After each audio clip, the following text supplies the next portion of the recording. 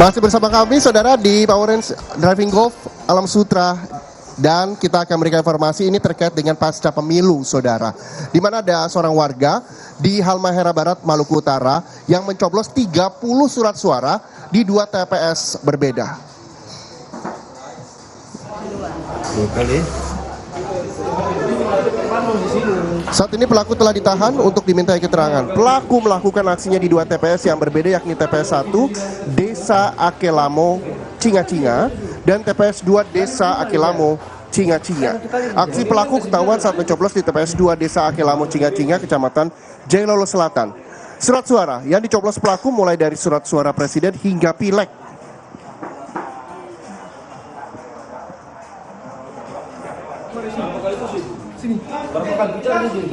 Untuk sementara ya, informasi yang diterima itu kan melibatkan kurang lebih ada 3 orang. Jadi sambil kita mengecek detail informasi lagi karena masih ada proses pendalaman yang dilakukan.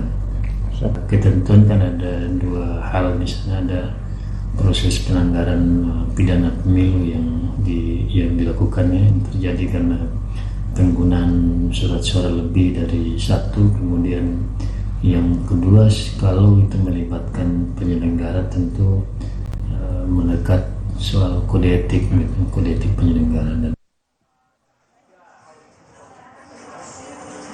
Saudara, kapal pengangkut